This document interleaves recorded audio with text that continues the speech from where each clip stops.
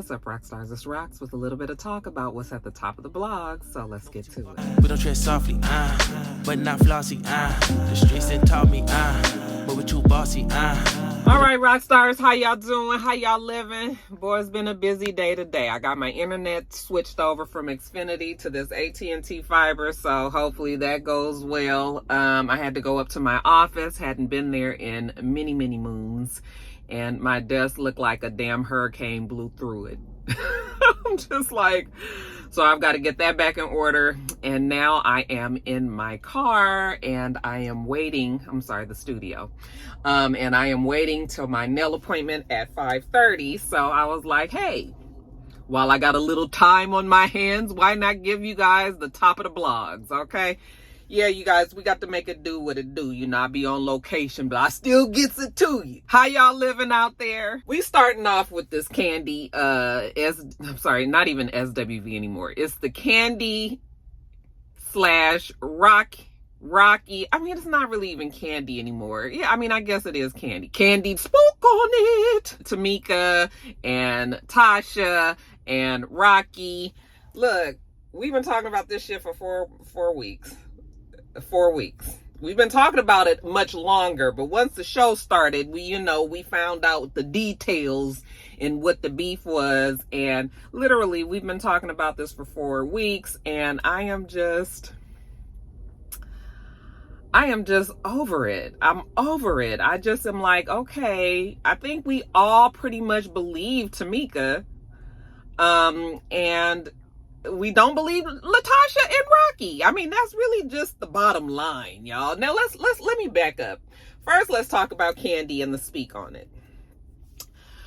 She finally did address all of the things that she was in the blogs about last week. I wasn't for sure if she was going to address it, but she went on ahead and did it. She said she was busy, and so she didn't have a chance that week when everything was just really boiling in the damn blogs. She didn't have a chance to talk. So she did finally speak. She did her speak on it. And it was good. She was able to clear up a lot of things. And just long story short, because you guys, I'm not talking about this as long as I did last week. I'm just not. Okay. Long story short, yes, there was a confrontation. No, it didn't start off rah-rah. At least as far as Kandi is concerned, it didn't start off rah-rah like that. I guess they both had said to themselves that it wasn't going to be nothing, but it turned into something. Okay. She said basically they were having this conversation. It was cool, until it wasn't anymore. And it did get loud, and there were a lot of people that were in the hallway. And a lot of people did see, and it never got to the point where it was fisticuffs and anybody was gonna fight or nothing like that. She said Todd did come over and speak to her, and just basically tell her, like, come on, let's go, you know what it is. And that was it. Never did he address Tamar.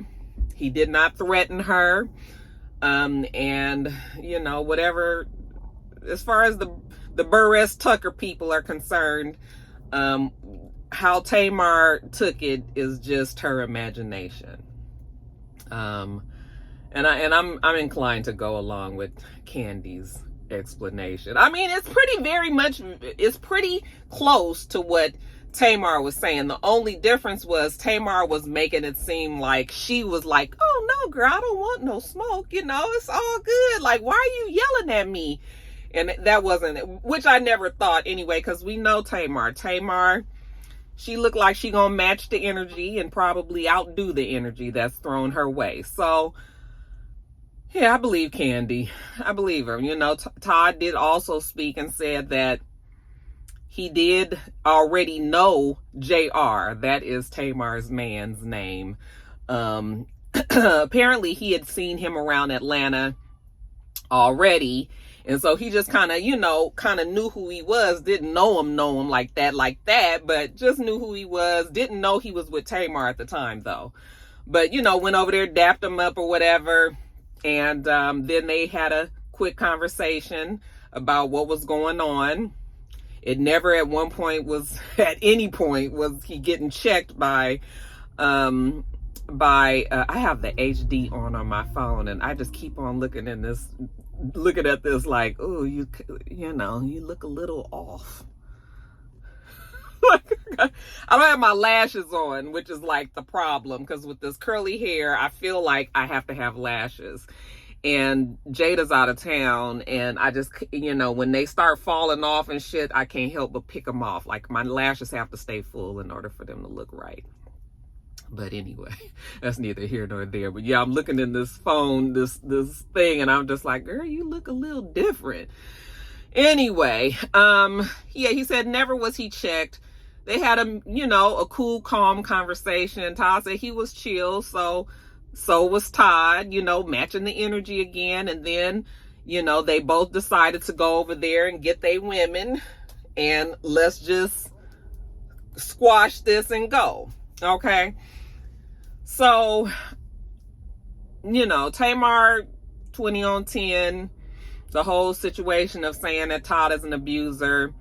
Kandi was just like, yeah, that's almost grounds for going to, the legal route.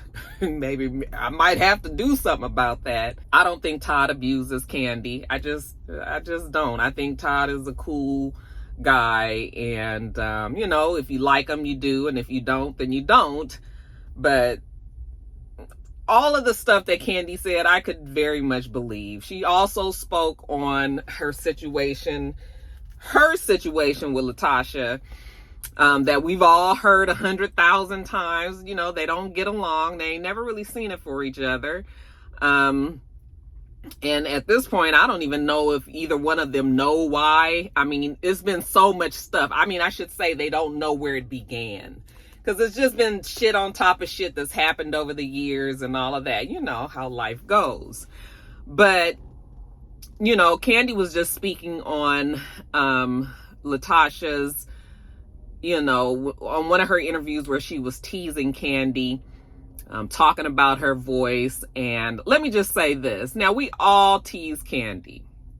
We all tease Kandi and her voice. Her voice is very distinct and unique, which is why I believe she fits well with Escape, because her voice sticks out. Okay. You hear Kandi's voice, it's Kandi's voice. And I think that has been a staple for Escape, very much the same way that TLC has T-Boz. I wouldn't call T-Boz really a lead singer. Okay. Yeah, T-Boz did have her own album, and it had some cool songs on there, but it didn't have the success that TLC had. And again, it's the same thing. T-Boz has a very distinct and unique voice that just worked well with TLC. Okay. And, we've teased T-Boz, of course, nothing to the extent that we have Kandi, because Kandi is we see Kandi a lot. And I mean, I guess that the teasing can you can be sensitive to that. I'm sure she's not any longer, because, I mean, Kandi's got the last laugh. We can talk about her voice all we want, but she is in a very successful group, a group that is still very much in demand. People still pay to go see them sing. And, she already had pointed out that she sings leads on a lot of songs. And whenever I tease Kandi, it is no hate. Okay. It is really all love.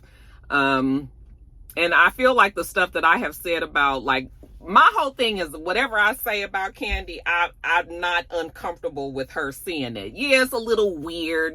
She might see it, but I feel like she would have a good enough sense of humor, not taking herself so seriously anymore. I'm not the only one that does it, and like I said, she's doing very well. So y'all can complain and talk about her voice all you want, but at the end of the day, who got the bag? Who's holding the bag? And she did say a long time ago that it used to really hurt her feelings, but now she's gotten over it. And, so that's another thing. So we be getting people that be really wanting to, like, cape for Kandi in my comments. And I'd be like, damn, haven't you guys been watching me a long time? I mean, how many times have I said I really do like Kandi? I admire her. I think that she is, she's a good representation of our community. And so You ain't got to do all of that. But what I'm saying is it's a thing that happens. Kandi realizes it, and she doesn't take it so seriously as she used to. But what she did say is that she couldn't believe that LaTasha would clown her, being that they're in the same group. So really, you're talking about your group member. These are the same people that you got to make money with. How does that serve your group to talk bad about somebody that you've got to make money with? Okay? Even though we all know Kandi's voice, what if she happened to affect one person and be like, oh yeah, like LaTasha said, I don't really like Kandi's voice, so I'm not coming to see them perform anymore. Who's getting hurt in that? Not just Kandi, but LaTasha too. How much sense does it make to down and clown your own group member? And that's what Kandi was trying to say, just sort of like, it makes no sense. And you know, Kandi said she could say a lot about LaTasha's voice. LaTasha's voice, even though she does have a good voice, you know, she is known to overdo the runs and do a lot. I mean, she's like, I could say a lot about her voice too, but I don't, because what sense does that make when we are part of the same team, or at least we should be, you know? So, you know, Kandi did shout out some YouTubers. Remember I told you guys when she was on that when she was on the when she was doing that PR press thing with all of the YouTubers that she really enjoyed.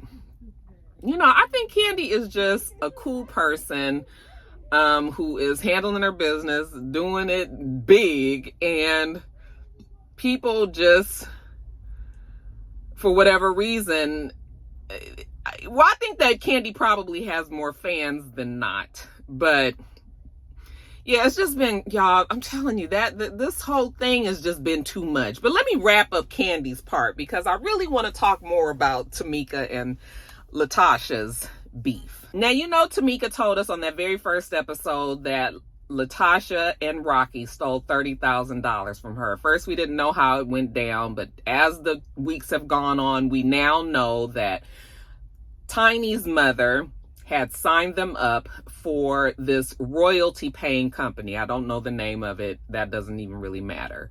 But she had signed them up, and nobody even really knew about these royalties until she signed them up, and then they started getting checks. They still, to this day, apparently still get checks from that company. Tiny's mom signed everybody up, had their information. I'm assuming, you know, home addresses, phone numbers, emails, social security numbers, all of that to set up everything. And somewhere along the line, the paperwork got changed, or the way they explained it at first, or the way it was kind of explained to us at first, was that there was some mix-up with the Scott sisters, and the check for Tamika Scott was actually sent to LaTasha Scott, okay? And like I said, at first, the way they explained it to us was that the checks was going there, and they were endorsing the checks and putting it into Rocky's bank account, okay?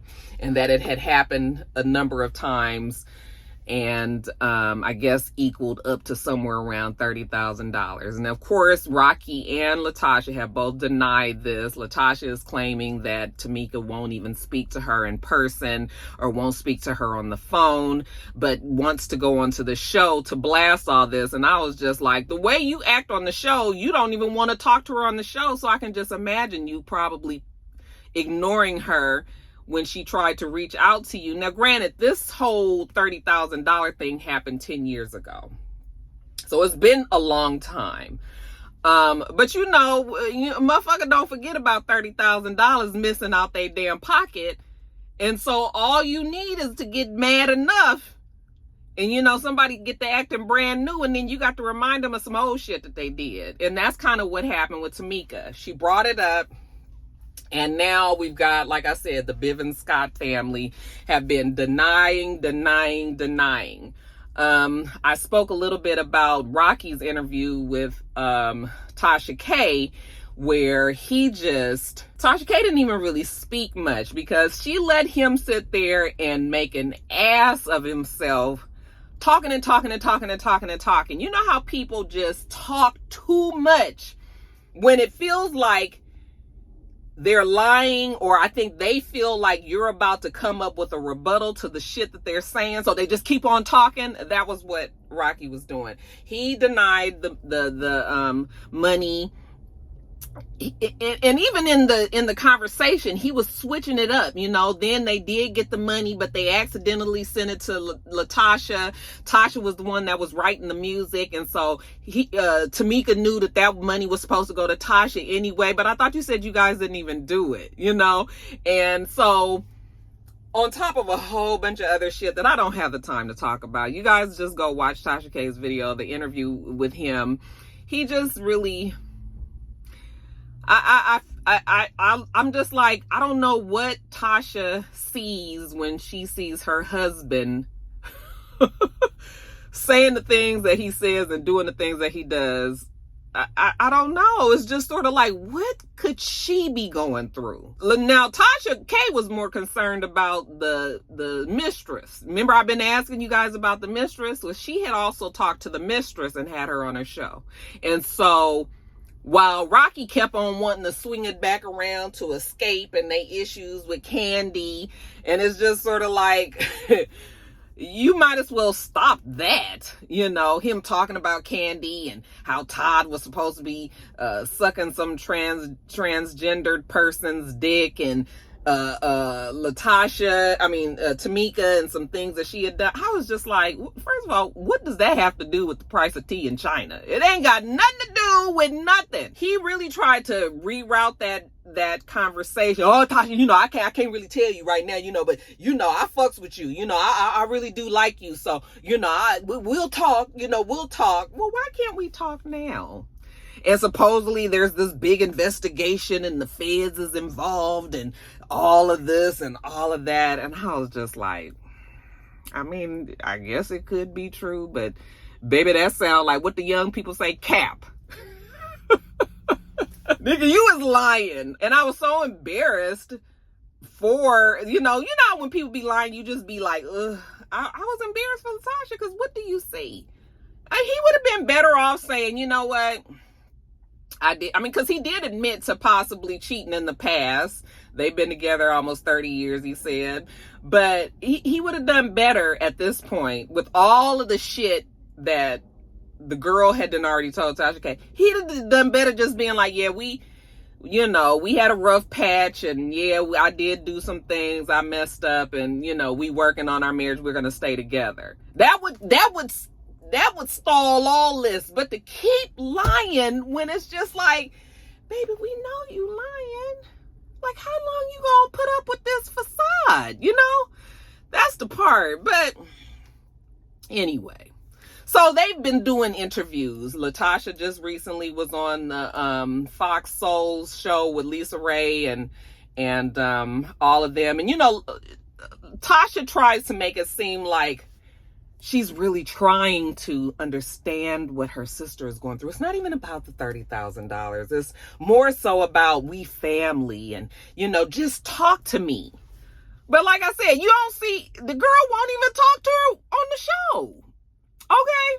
Do we really think that she's sitting there waiting for Tamika to call her? I don't think so. Well, today, and baby Roxanne saw the video, because let me tell you, about 20 of you guys sent me this video as if I don't follow Shade Room, Neighborhood Talk, you know, Jasmine Brand, Ice Cream Convos. Like, I follow all the same blogs that y'all do. I've seen it. I mean, I appreciate, because y'all know sometimes Rocky do be slipping. She be busy. But this was definitely one that I saw. Tamika finally comes with the receipts, because I was just like, Rocky and Tasha are they're calling Tamika's bluff. They keep on denying as if there is not a paper trail of this shit. So finally, Tamika comes out with a video, brings on Miss Cottle, Tiny's mother, and we finally get to see the receipts. So Tamika was like, You know, they keep on denying that it's happening, wanting to know the receipts, trying to make everybody think that Tameka is just drama filled and that she lies because of the time that she lied about Kandi and Jermaine Dupri and Jermaine Dupri's father sleeping together. You know, Tameka was like, I owned it. I apologize. Kandi forgave me. And we've moved on, you know. But now LaTasha is trying to use that as a, oh, you know how she lies. And she was just like, and truth be told, I was doing that shit a lot to even protect my sister because we were family and I was always going along with whatever Tasha said. But no more. So yeah, she brings the receipts, you guys, and clear as day. You can see the signatures and all the information, where the address was changed, everything. On top of that, like I said, had Tiny's mother come in, and she said that, so you guys know Tiny's father was a singer in a group, I think it was called the Tams, and she had found out about this royalty paying company from somebody else. So she had originally signed her husband and their group members up for the royalty paying. And so then she was like, oh, Escape probably can get money from this as well. So she let all the girls know that she was signing them up. And, you know, she's Tiny's mom, you know, they all have access to each other's information. And so she signed them all up, made sure that the checks go to their addresses, because she said Tameka at the time was living in, look, I've been talking for 20 minutes. Tameka at the time was living in New York, and she said somehow, some way, the address got changed, and it got changed to an address in Hampton, Georgia, which I'm assuming is where Tasha lived at the time. And yeah, they were going there, and they saw the back of the check, and it was her signature, supposedly, allegedly, because it wasn't Tameka saying that that was not her signature, and Rocky's signature, and it was put into Rocky's checking account. Now, if you can remember in the interview he did with Tasha K, he was saying, you know, I can't put nobody's check in my account. I was like, you absolutely can put people's checks in your account. Okay? You definitely can do it. You know, sometimes when the checks are bigger, it might bring more attention to it. But yeah, the banks will still put it in there. And you can figure out and finagle a way to make it happen. Okay. So, yeah, the address was changed. The checks were going there, and they were cashing them. And they showed all the paperwork. And on top of that had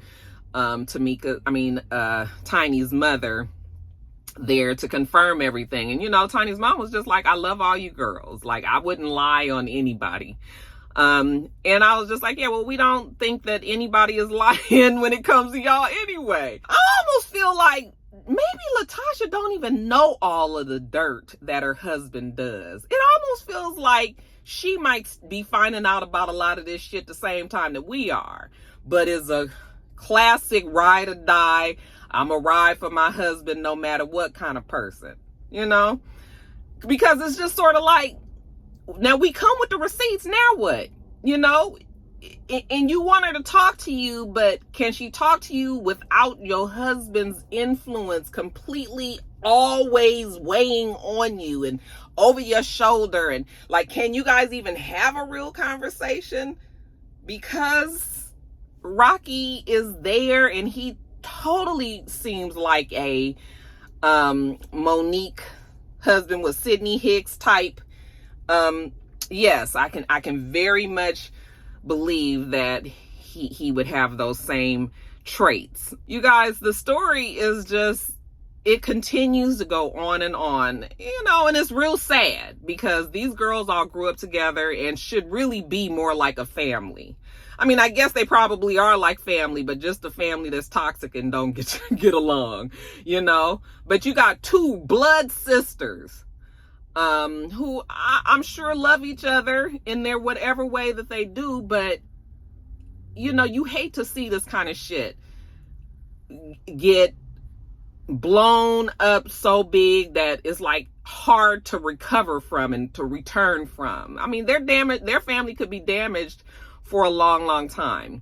And it's too bad. And, you know, Tameka full disclosure, I mean, she had to kind of tell us about a bunch of other stuff because it's probably going to come out, you know, with her showing these receipts. I'm sure she's knowing that Rocky and them might start, you know, feeling like they got to hit below the belt because, you know, the shit is coming out. So she had to tell us about a sex tape that she had and like all of this stuff. And I just was like, boy, this is really too bad. This is really, really too bad that it's come to this, you know. I'd like to see them resolve it, but I don't see, I mean, we is burning down the group. Like, Escape is not going to be a 4-member group after all of this. I don't know what needs to happen. I mean, LaTasha is singing gospel and she could definitely have a come to Jesus moment, but it's gonna take a whole lot of stuff that needs to happen before I feel like them girls even trust her, you know.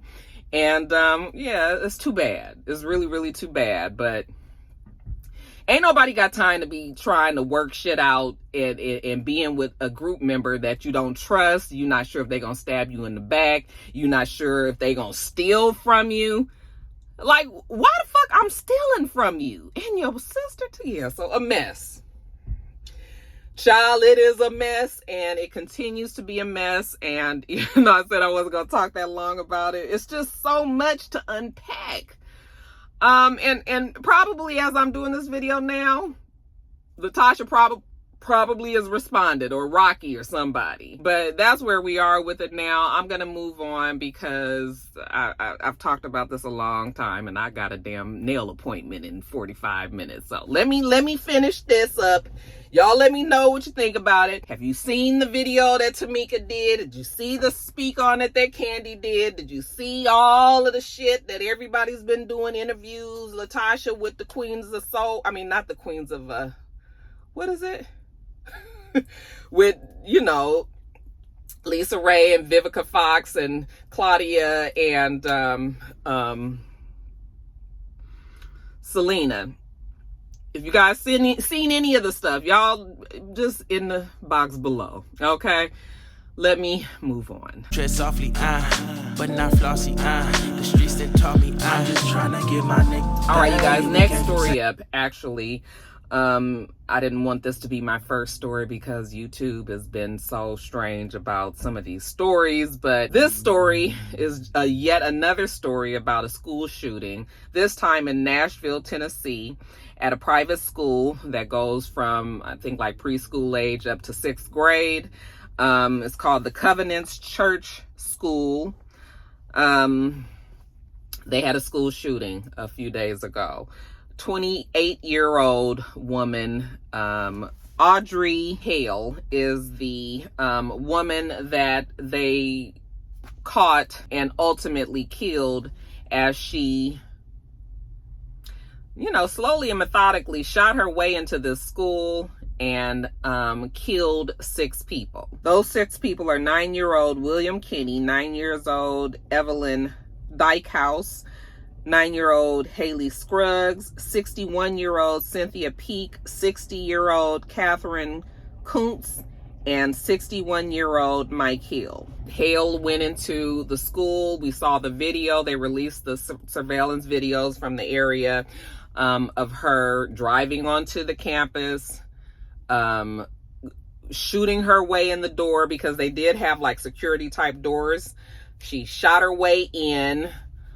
Climbed in through the you know, the shot out glass doors, and then, like I said, slowly just went kind of from room to room. And in the video, of course, we can't see her shooting, but I'm assuming these rooms that she's going into, she's encountering people, she's shooting people.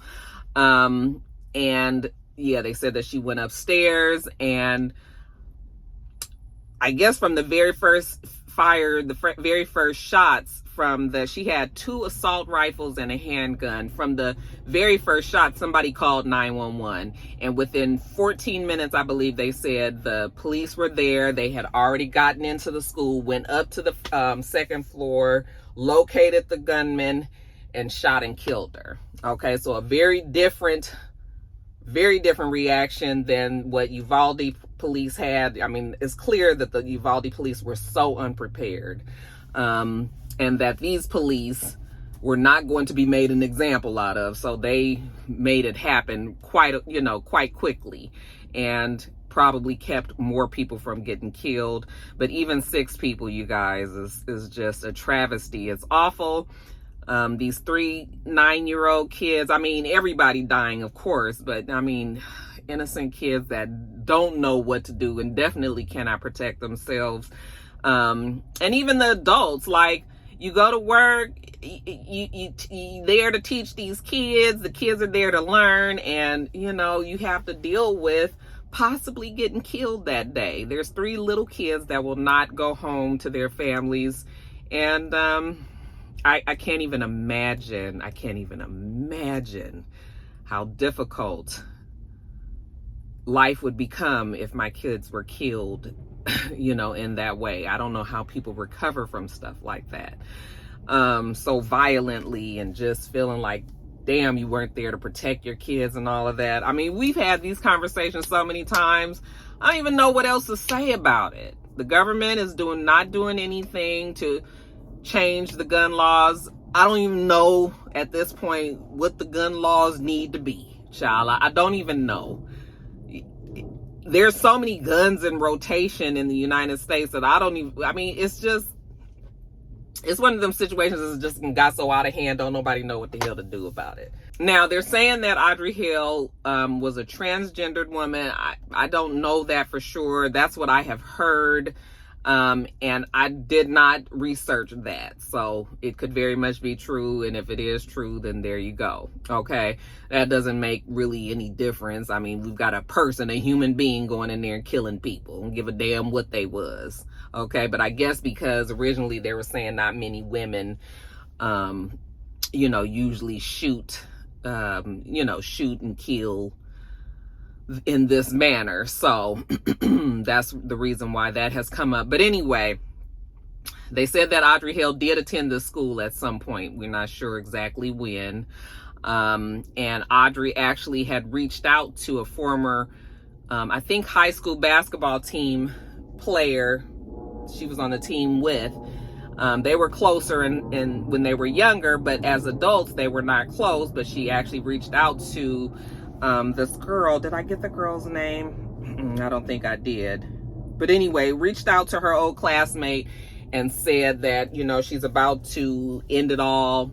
She probably won't be alive by the end of that day. This is layman's terms, but you guys, this is basically what she said, that she was not going to be alive. She would probably see about it on the news later on that day. She's about to do something awful. And that she was reaching out to this particular woman. This is a Black woman, because she was always nice to her. And she thinks that she's beautiful, and, you know, she loved her. So this was why she was letting her know. And so the friend tried to tell her, like, no, you have so much to live for, you know, please don't do this. And I don't think that they really had any more contact with each other. And then, so she said she called her dad. She called her, and her dad told her to call 911. So they called 911. All while this was going on, okay? And, you know, she obviously wasn't able to stop Audrey from doing what she did, but, you know, can you imagine being that person and getting that creepy message? Like, that would have terrified me, okay? Because when a person is as unhinged as that, you don't really know if your reaction can set them off in a way for them to come like at you. You know, you don't know where they are, what they about to do. Is it going to, you know, and then of course, knowing that possibly some other people can get hurt. You have this information. What do you do with it? You know, so, I mean, a lot there. And, the police, you know, like I said, when they got there, they were able to shoot and kill her. Didn't have any more casualties. But just 6 is still ridiculous. I mean, I don't know the number of school shootings that we have had just this year. It is only March. And I don't think, but I know that we've had more mass shootings this year than days. Okay. So, We talk about it a lot, y'all. I don't know what else to say. It's a shame that this keeps happening. I don't know, you guys. Prayers up, though, to the families that were affected. The families that lost their children, lost their loved ones, parents, aunts, uncles, cousins, whatever. I'm just praying for everybody in that community. I mean, praying for the U.S., child. We just got a lot going on. And it all boils down to, not all, but a lot of it boils down to these guns. The gun thing is just out of control, you guys. So there won't be any trial, obviously, because she's dead. We don't have any motive yet, but the fact that she said that girl was always nice to her, I'm sure we'll hear some stories about her being bullied when she was younger and things like that. That is not an excuse. There's definitely some mental problems there if you feel it necessary to not only take your life, but lives of innocent people. So just a very sad story and another notch on the belt. These school shootings are just becoming way too often, way too frequent. And I knew I was since the second grade. Man, I swear my time is the coming. Tornado in Mississippi. You guys saw the devastation. Tornado blew through Mississippi and Alabama, and hell, I feel like we got a lot of it here in Georgia too. Now, Atlanta is at the northern part of Georgia, but Sunday night we had the craziest hailstorm known that I've been a part of. Well, I've only been through one or two crazy hailstorms here in Atlanta, but this one was a serious one. We had hail probably the size of like the circumference of a quarter, and that shit lasted so fucking long. I mean, it was like 10 minutes, but the shit felt like it was 30 minutes because it was hitting the house and it was getting so bad that I thought that our windows were gonna burst out. Not only was the hail falling, but it was windy. So everything was blowing and it was literally hitting the windows like crazy. I knew that our cars were going to get messed up. Of course, young Jeezy was in the garage. But Mr. has two lowriders, a truck. Joe and Jada both have their car. Okay, so all the cars couldn't be in the damn garage. And so, yeah, they were dinged up. We've already reached out to our insurance.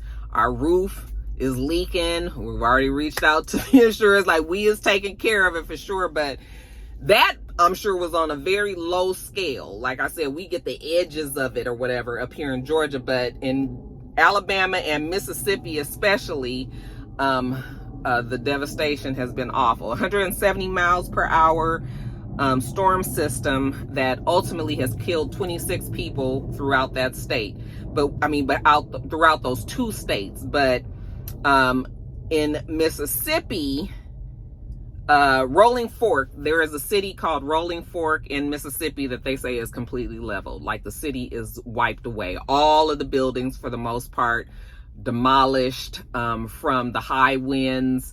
They said 13 people there alone out of those 26 people died in that city. There are still people missing. They're still trying to get through the rubble.